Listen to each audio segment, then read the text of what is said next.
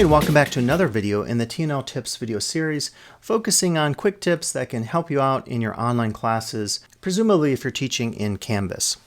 So today let's talk about some discussion approaches that we can use in our Canvas class that will hopefully ensure more effective discussions among our students. We'll talk about some approaches that you can take. We'll talk about your own involvement, which is always mandatory and necessary in a discussion board. And we'll discuss how you might even approach grading or even setting up some discussion prompts that can guide your students along if you're worried about them coming up with their own discussion topics. So let's jump onto Canvas now and see how you might approach discussions in your Canvas class. All right, so as we talk about discussions today, I want to mention that this will actually overlap with another tip video, and that is the student behavior tips video. So these two really are probably bookends in some respect, and maybe I should have combined them. But as a reference point, you could check out that other video and I won't repeat that information. So what I'm intending in this video is to think about when we're doing discussions, which I think really here is intended for the online DE or EVE class, but you could take some of these policies forward to your face-to-face class. It'd be a little bit different, when you're setting up small group discussions versus a big discussion board in Canvas. So if you've had a chance to look over the student behavior tips video, think then about how you can really focus on what you want to accomplish with your discussions. One of the things I like to do here is have a guide to my discussions related to, in my case, how students thread their discussions. And let me show you what that is exactly, because it may not be super clear. Okay, what I'll do is I'll just pick one of my classes, my fall class, and this is where I talk about my discussions approach. And so this is where I lay it out. You don't need your own page for it. I do have a video for it as well, where I go through the policy same as it's written here. But I'm really concerned not just about making sure the conversations are great, but that the threading of the discussion posts are correct. And so I talk about that here, and then if you go back here in my class, I have a little tab that focuses just on threading. And so what I say is there's two types of discussions here. There's a new topic that you use the reply at the top of the discussion board, and then there's the previous topic, or replying to some topic that I or another student have set up or written, and then that's replied to below that topic thread. And I created this chart to help with this. And if you want any of this information, just let me know. I'd be happy to get it to you. But as you can see here, I'm trying to differentiate between a new topic and replies to topics, which are both these scenarios. I'll show you what this looks like in a little bit when we jump back onto a discussion board. But this is my policy I'm really trying to establish and hold firm in the first weeks of the class, because I find that if the discussions aren't threaded correctly, it can really get chaotic. I hope someday they incorporate a feature in Canvas to really help us do this from the get-go, but we'll see what happens. So have your guides to your discussions there, and then have your approach and policies of your discussion very prominent. What do you expect in terms of the types of conversations? Can students give personal opinions? How do they address one another in the class? Do they have to reference their text? Do they have to talk about a particular theme or topic for the week? Do they have to reference certain chapters in the textbook, and so forth? So establish really what your discussion approach is. If you leave it wide open, it can really devolve into a social media conversation where people are just kind of like talking about stuff that doesn't really relate, going down the rabbit hole and all that kind of stuff. So really establish your discussion policies ahead of time. The other thing is we'll talk about preset topics, what that looks like on the discussion board, but these two are really related to kind of decorum. Encourage debate and collegiality. Really establish guidelines about how to have the conversations in your discussion boards such that there isn't personal attacks going on in the discussion, whether against you or other students in the class. And always maintain active presence or participation in all your discussions. Again, it's impossible to have a discussion board in any LTCC class and not have the instructor in there.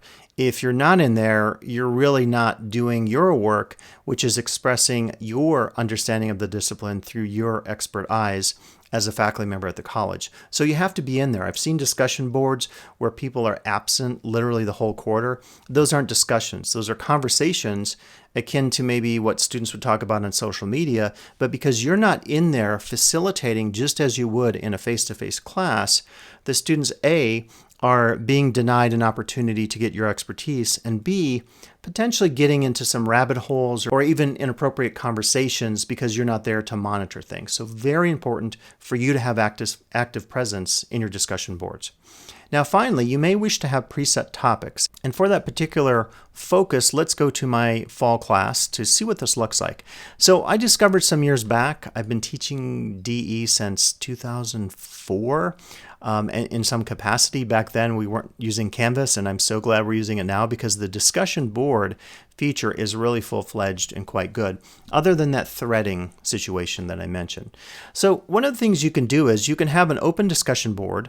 You might want to have, your assignment at the top. And of course, if you're setting up a discussion, I have a full tutorial on this. You can set it up as graded. You could set it up in a variety of different ways. We're not going to go over that. But this is very general, and then the students will hit reply. And then based on that, you'll have a conversation. And this is an introduction, so I don't feel like I need preset topics. But for the purpose of having preset topics, you may wish to consider this. So for my week 1 discussions, I have all these prompts. So I have my assignment up here, and then below here, I have, discuss a travel experience, watch the film Franz Boas, and they, in some cases, have to go to a reading or a video, and these were actually samples that I set up. It'd be good for me to take these away, but this actually does give you an idea of how I approach threading in my class, because these are all replies to the same topic, and we'll talk about that in a second. So you see here, these are all the various topics available. And when I talked about threading, again, what I'm trying to get my students to realize is that if they have a brand new topic, they hit reply at the top, and then that gets pushed to the bottom as a new topic, like this, which again I'll delete so it won't appear in my fall class. But if students reply to the actual conversation that I've suggested to them as a preset topic or another student has suggested, it appears below that topic. And the reason I'm very firm on this is if I don't have my discussions threaded, what happens then is you have conversations of the same topic all over the page, and thus it gets super, super chaotic and disorganized. So that's just me. You're welcome to do it however you want, but I find it's the best use of organization ahead of time to try to control the flow of conversations. And I include my guide and video on threading of posts in every discussion board just to really establish the goals in the class, to say like you need to post your discussions in an appropriate way. Now beyond that, if you're getting into discussion strategies, people have different approaches in terms of how faculty reply and have conversations. I approach it pretty naturally. So if someone talks about a travel experience and whatever that is, if they do or do not relate that to cultural anthropology, that's where I try to embellish and bring in some of my content and say, well, let me tell you about my experiences with travel, doing research, working as a cultural anthropologist, what that means. And then that way I'm kind of guiding each of these preset topics. So having the preset topics helps me a little bit as well, because I can really focus on the core principles for that given week of readings or topics or content, including media links and text readings and additional readings that I expect my students to get out of the class for every week. Also, I like to bold the discussion topics just to make sure that students have a sense of what the key topic is or theme that they're replying to here. So I think that's it for our focus on discussions. Again, however you think about discussions, just make sure that you might follow some of these ideas I've suggested to you. You don't have to use all these, but I think these are some of the key aspects of successful discussions that I've been involved in over the years. Again, if you're doing face-to-face classes, we can have a offline separate conversation about this, because some of the techniques for engaging students in small group discussions within a classroom are, of course, going to differ.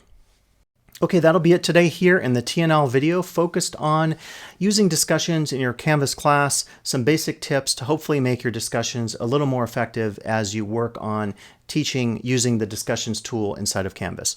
And I'll be back with additional videos in this series shortly.